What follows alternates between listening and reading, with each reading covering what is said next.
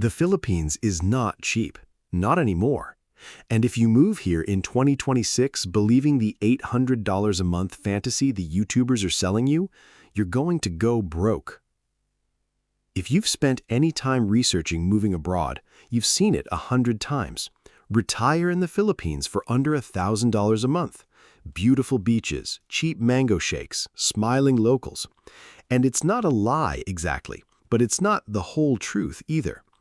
Today, I'm breaking down what the Philippines actually costs once you factor in the expenses, electricity, healthcare, visas, and the hidden expat tax you pay just for being a foreigner here.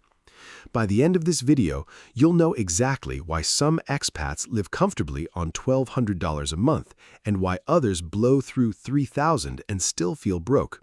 Let's get into it. The myth versus the reality. Here's the myth. The Philippines is one of the cheapest countries on earth to live in, and on paper, that's true.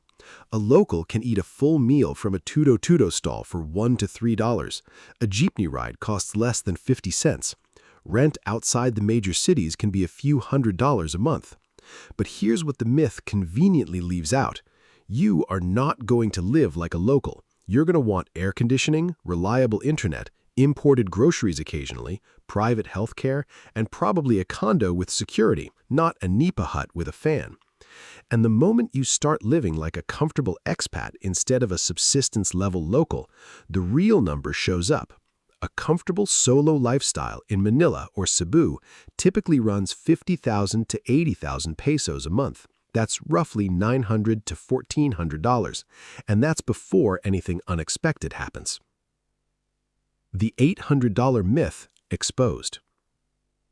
First, the peso. In 2022, the exchange rate was roughly 55 pesos to the dollar. In 2026, it's hovering around 62 to 65 pesos.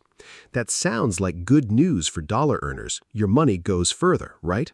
Wrong, because while the peso weakened, inflation in the Philippines has been running at 4 to 6% annually. Everything costs more, much more. What $800 actually buys in 2026? Rent, $300 to $500. That's a basic one-bedroom apartment in a decent area of Cebu or Davao. In Manila, forget it. A studio in Makati or BGC starts at $600. The $300 places? No AC, no hot water, shared bathroom, roach problems, and a 30-minute motorcycle ride to anything useful. Utilities, $80 to $150. Electricity in the Philippines is among the most expensive in Asia, roughly 0.18 to 0.22 kilowatt hours. Run AC for 8 hours a day? That's $100 to $150 just for electricity. Water, internet, gas, another $50 to $80. Total utilities for a comfortable lifestyle? $150 to $250. Food, $200 to $400. Sure, you can eat street food for $2 a meal, but do that every day and tell me how your stomach feels after a month. The YouTubers showing you $5 restaurant meals? That's local carinderia food. Delicious, but not what most Western retirees want daily. Decent groceries for $250 to $400 a month. Eating out in mid-range restaurants twice a week? Another $100 to $150. Transport, $50 to $150. Grab rides in Manila average $3 to $8 per trip. In Cebu, $2 to $5. If you're taking 2 to 3 rides a day, which you will because Philippine public transport is chaotic, that's $150 to $300 a month. The jeepneys are cheaper at $0.2 a ride, but they're crowded, confusing for newcomers, and not exactly retirement-friendly. Healthcare, $50 to $200. Basic checkup at a private clinic, $30 to $50. Dental cleaning, $20 to $40. But what about when you need something real? A specialist consultation, $50 to $100. Blood work, $40 to $80. Medications? The Philippines imports most pharmaceuticals and prices are higher than you'd expect. Monthly healthcare budget for a healthy retiree? $100 minimum. With any chronic condition, $200 to $500. The hidden costs. The visa run nightmare. First, visas. The Philippines tourist visa gives you 30 days, extendable to 59 days total. After that, you need to extend at immigration every 2 months at $50 to $100 per extension, plus the taxi ride to the immigration office, plus the waiting, plus the fixer fees if you don't want to spend 6 hours in line. The SRRV, the easy solution everyone recommends, but here's what they don't tell you. The SRRV requires a $10,000 to $50,000 deposit in a Philippine bank, locked, earning almost no interest, plus a $1,400 to $2,000 annual fee, plus medical exams, plus background checks, plus processing fees. Total first-year cost, $12,000 to $15,000. That's your entire first-year budget gone before you even buy groceries. Second, medical emergencies. The Philippines has excellent private healthcare in major cities, but here's the catch. They want cash up front. No insurance, no treatment. I've heard stories of expats being turned away from emergency rooms because they couldn't produce a $2,000 deposit. A hospital stay for pneumonia? $3,000 to $5,000. Appendectomy? $2,500 to $4,000. Heart procedure? $10,000 to $30,000. And while these are cheaper than the US, they're not cheap. You need comprehensive health insurance, and good expat health insurance for the Philippines, $150 to $400 a month. For a couple, $300 to $800. That's $3,600 to $9,600 a year, almost never included in the $800 a month fantasy budget. The foreigner tax. Third, the foreigner tax. Not an official tax, an unofficial one. The price that goes up the moment they see your face. Taxi rides that cost locals $2, you'll be quoted $5. Restaurant menus with no prices, you're getting the special rate. Rent advertised at $300, suddenly it's $450 when you inquire. Property purchases, add 20 to 30% to the local price. This isn't everywhere, and it's not everyone, but it's real, and it adds up to hundreds of dollars a month. Infrastructure failures. The Philippines has some of the most expensive and unreliable electricity in Asia. Power outages, common in provinces.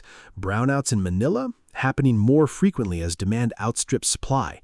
Internet, up to 100 megabytes that actually delivers 20 megabytes on a good day. Water interruptions, weekly in some areas. So you buy a generator, $500 to $2,000. You install a water tank, $300 to $800. You upgrade to premium internet, $50 to $100 a month. These are costs locals absorb gradually over years. As a new expat, you're paying for them all in your first year. The escape fund. And this is the one that breaks people. The escape fund. Because the Philippines isn't for everyone. The humidity, the noise, the cultural differences, the isolation. I've met dozens of expats who moved here, spent their savings setting up, and realized within 6 months they needed to leave. But they spent their escape money on the apartment deposit, the visa fees, the furniture, the scooter. Now they're stuck, trapped in a country they don't like because they can't afford to leave. You need a $5,000 to $10,000 escape fund, minimum, and that's not in the $800 a month fantasy budget. The real budget, what you actually need. Okay. Enough doom and gloom, let's get constructive. What do you actually need to live comfortably in the Philippines in 2026? The bare minimum, $1,200 a month. The absolute bare minimum for a single person in a provincial city like Dumaguete, Iloilo, or Bacolod is $1,200 a month. This is survival with dignity, not comfort, not luxury, just getting by without misery. Comfortable living, $1,800 a month. For actual comfort, the lifestyle the YouTubers are pretending to have on $800, $1,800 a month.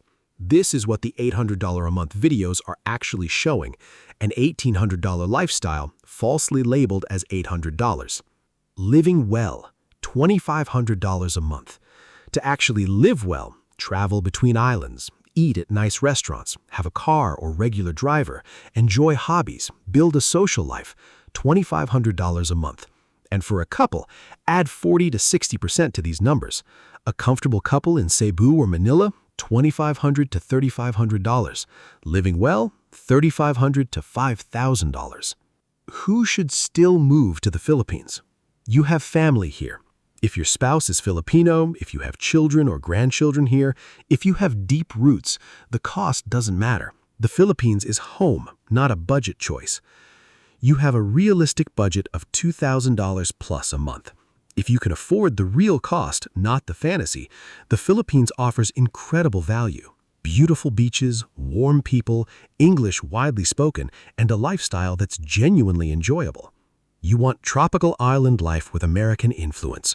The American colonial history means familiar brands, familiar culture, and a certain comfort level that other Asian countries can't match. You're emotionally resilient and adaptable. The Philippines rewards the flexible, the patient, the good-humored. If you can roll with power outages, traffic chaos, and bureaucratic delays, you'll thrive.